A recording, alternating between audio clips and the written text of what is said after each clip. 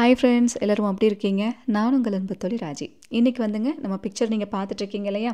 இது வந்துட்டு நம்மளோட சிஸ்டர் ஒருத்தங்க வீட்டில் வராகி என்னோட முகம் தீபாவளியில் தெரிஞ்சிருக்கு அப்படிங்கிறத அவங்க மார்க் பண்ணி நமக்கு அனுப்பி விட்டுருக்காங்க. பாருங்கள், அந்த தட்டில் தீபம் வச்சுருக்காங்களா, இந்த இடத்துல தெரிஞ்சிருக்குன்னு ரவுண்ட் பண்ணி அனுப்பியிருக்காங்க. இது இந்த இடத்துல இப்போ செகண்டாக உங்களுக்கு காமிச்ச பிக்சரில் இந்த பெரிய ரவுண்ட் இருக்கு இல்லையா, அதில் வந்துட்டு எக்ஸாக்டாக வராகி என்னோட முகம் வந்துட்டு அப்படியே ஒரு கண்ணோட நல்லா தெரிஞ்சிருக்குங்க. அதுவும் வந்து எப்படி தெரிஞ்சிருக்குன்னா, அப்படியே வராகி என்னோட முகம் மேலே அப்படியே பார்த்த மாதிரி ஒரு கண் இருக்கிறது நல்லா இப்போ இந்த பிக்சரில் பார்க்கும்போது உங்களுக்கு நல்லாவே தெரியும்னு நினைக்கிறேன். அப்படியே இந்த வராக ரூபம் அப்படியே மேலே பார்த்த மாதிரி இருந்துச்சுன்னா எப்படி இருக்கும், அவங்க முகத்தை தூக்கி மேலே பார்த்த மாதிரி அண்ணாந்து பார்த்தா எப்படி இருக்கும், அந்த மாதிரி ஒரு முகம் வந்து அப்படியே எக்ஸாக்டாக என் கண்ணுக்கு தெரியுது. நீங்கள் பார்க்குறீங்கள, உங்களுக்கும் வராகி என்னோட முகம் வந்து தெரியுதா, எப்படி இருக்காங்க அப்படிங்கிறத பார்த்துட்டு கண்டிப்பாக லைக் பண்ணிட்டு சொல்லுங்கள். நம்ம இன்றைக்கி சொல்ல போகிற தகவல் வந்துட்டு ரொம்பவுமே உங்களுக்கு பயனுள்ள வகையில் இருக்கும். அதாவது எப்படி நான் வந்து பயனுள்ள வகையில் இருக்கும்னு சொல்கிறேன்னா, எல்லாத்துக்கும் வந்து பொன் பொருள் காசு பணம் வேணுங்கிற ஆசை வந்து எல்லாத்துக்குமே இருக்கும். பணம் காசு வந்து எப்போவுமே நம்மக்கிட்ட இருக்கணும், ரொம்ப செல்வ செழிப்பாக இருக்கணும், 4 பேருக்கு முன்னாடி கௌரவமாக இருக்கணும்னு நம்ம எல்லாருமே நினைப்போம்.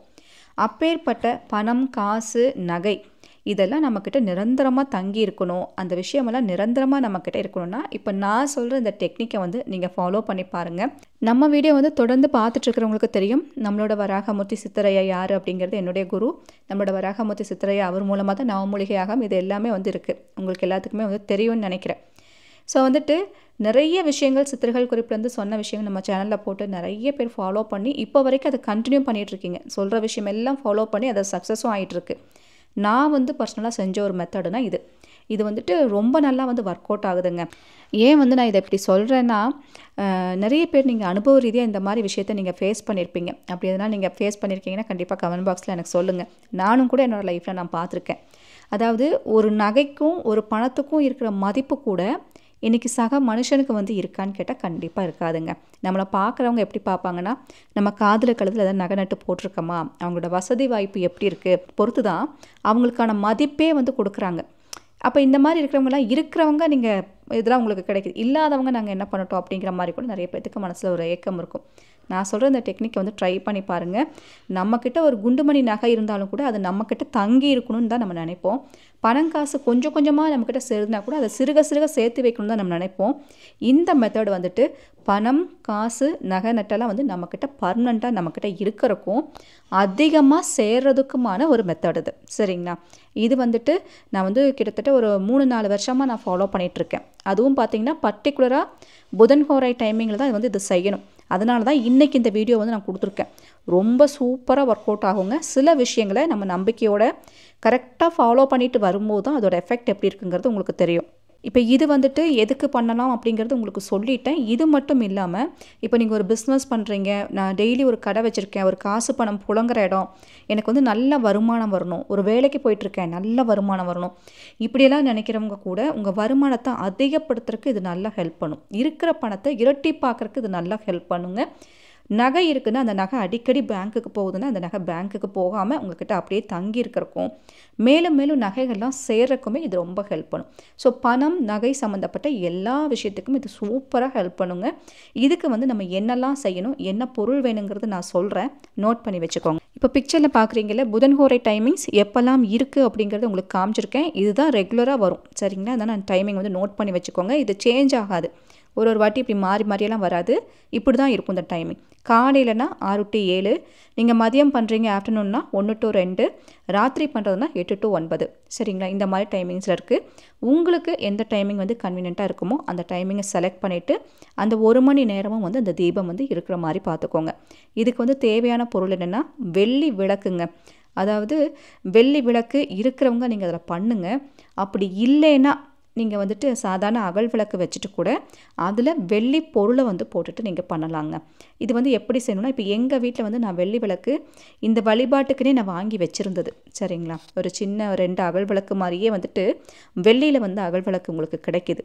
ஸோ அதில் தான் வந்து நான் இந்த வழிபாடு வந்து பண்ணிகிட்ருக்கேன். புதன்ஹோரை டைமிங்கில் நான் இது வந்து பண்ணிகிட்ருக்கேன். இது வந்துட்டு இப்போ சில பேத்துக்கு டவுட் வரும், வெள்ளி விளக்கு இருக்கிறவங்க பண்ணுறோம், இல்லாதவங்க இந்த வழிபாட்டை எப்படி பண்ணுறதுங்கிற ஒரு டவுட் வரும். நான் அதுக்கு உங்களுக்கு கிளியராக சொல்லிடுறேன், அதையும் நோட் பண்ணி வச்சுக்கோங்க.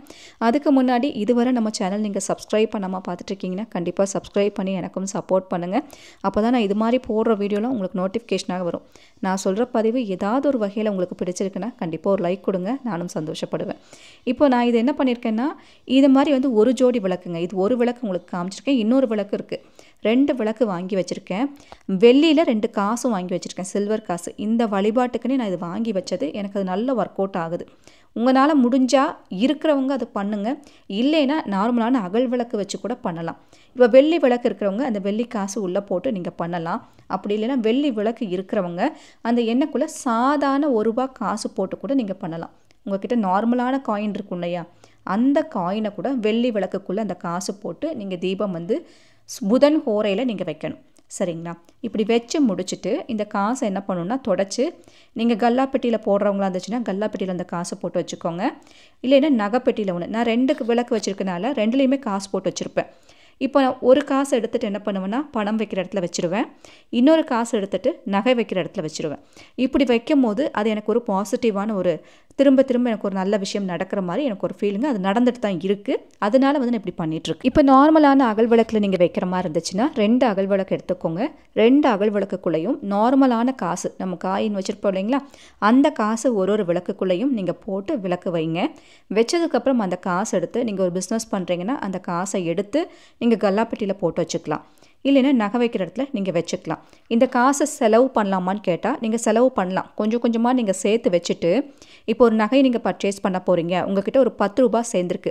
வார புதன் ஹோரையில் நம்ம ஒரு காசும் போட்டு அதை எடுத்து பத்திரமா வச்சுக்கோங்க. இப்போ அந்த காசு சேர்ந்துருக்கும் இல்லையா, அந்த காசை அப்படியே ஒரு நோட்டாக மாற்றி நீங்கள் ஒரு நகை பர்ச்சேஸ் பண்ணுறீங்கன்னா அந்த காசை கொடுத்து நகை பர்ச்சேஸ் பண்ணுங்கள். இப்படி பண்ணும்போது அந்த நகை வந்துட்டு நமக்கு மறுபடியும் பர்ச்சேஸ் பண்ணணுங்கிற ஒரு யோகம் வந்து நமக்கு கிடைக்கும். அதே போல் பிஸ்னஸ் பண்ணுறீங்கன்னா ஒரு இன்வெஸ்ட்மெண்ட் நீங்கள் பண்ண போகிறீங்க, இல்லை புதுசாக ஒரு விஷயத்த பண்ண போகிறீங்க, அப்போ வந்து நம்ம ஒரு ₹1001 ₹501 இந்த மாதிரிலாம் வச்சு கொடுப்போம் இல்லையா, அந்த மாதிரி அந்த ₹1 வச்சு கொடுக்கும் போது உங்களுக்கு அதே பணம் இரட்டிப்பாக உங்ககிட்ட திரும்ப வரும் அப்படிங்கிற ஒரு ஐதீகம்.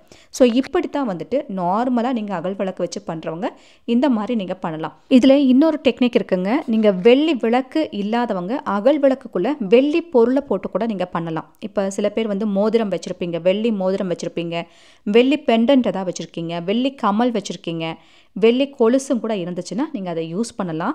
பட் இதில் என்ன ஒரு விஷயம்னா, நீங்கள் கொலுசு யூஸ் பண்ணுறீங்கன்னா அந்த கொலுசை நல்லா வாஷ் பண்ணிவிட்டு, ஏன்னா நீங்கள் விளக்குக்குள்ளே போட்டு அதை நம்ம வழிபாடு பண்ண போகிறோம். அதனால் நம்ம காலில் போட்ட பொருளை டைரெக்டாக கொண்டு போய் அப்படியே வந்து நம்ம போடக்கூடாது.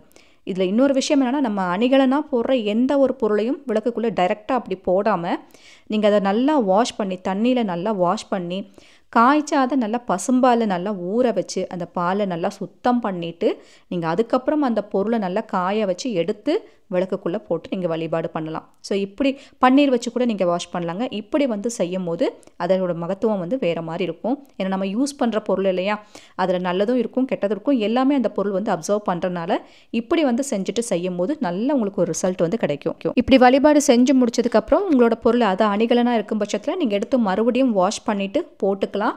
மறுபடியும் நீங்கள் செய்யும் போது நான் சொன்ன ப்ரொசீஜர் மாதிரியே அதை செஞ்சுட்டு வாங்க.